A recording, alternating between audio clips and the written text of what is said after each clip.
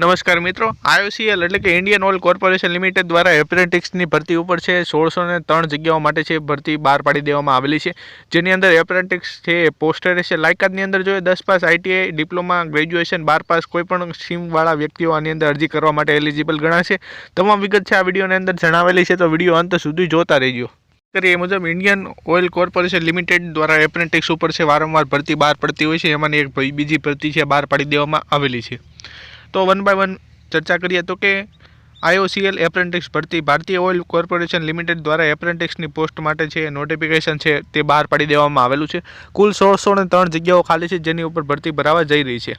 આ ભરતીની શરૂઆત છે 16 ડિસેમ્બર 2023થી શરૂ થઈ ચૂકી છે અને છેલ્લી તારીખ છે 5 જાન્યુઆરી 2024. તો કુલ તમારી પાસે 20 દિવસનો સમયગાળો રહેશે. તેની અંદર તમારે અરજી ભરીને સબમિટ કરી દેવાની રહેશે. તેની તમામ વિગત આપણે વન બાય વન જોઈએ. તો નોટિફિકેશનની અંદર આપેલી વિગત આપણે જાણીએ તો બેઝિક માહિતીથી શરૂઆત કરીએ તો કે સંસ્થાનું નામ રહેશે Indian oil corporation limited. Post કઈ રહેશે એપ્રેન્ટિક્સ.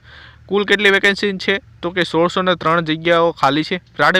શરૂઆતી તારીખ 16 ડિસેમ્બર 2023, અંતિમ તારીખ 5 જાન્યુઆરી 2024.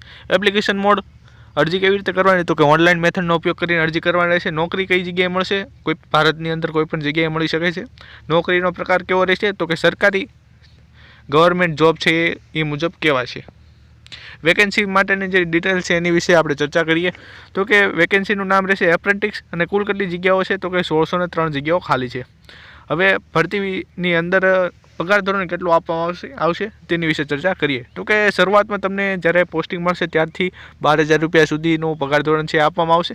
ત્યારબાદ વધારો થતાં 25,000 રૂપિયા સુધીનું વેતન દર તમને આપવામાં આવશે.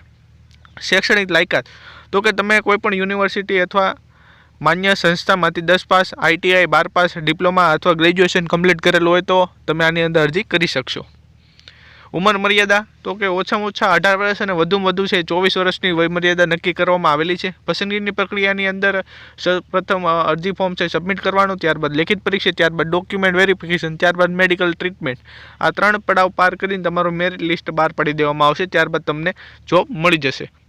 અરજી ફીની અંદર જોઈએ તો કે કોઈ પણ પ્રકારની અરજી ફી છે રાખવામાં આવેલી નથી. આમ સીધી અરજી રહેશે. તો અરજી કરવાની લિંક તમને નીચે ડિસ્ક્રિપ્શનમાં મળી જશે, ત્યાં ક્લિક કરતાની સાથે અરજી કરી શકશો.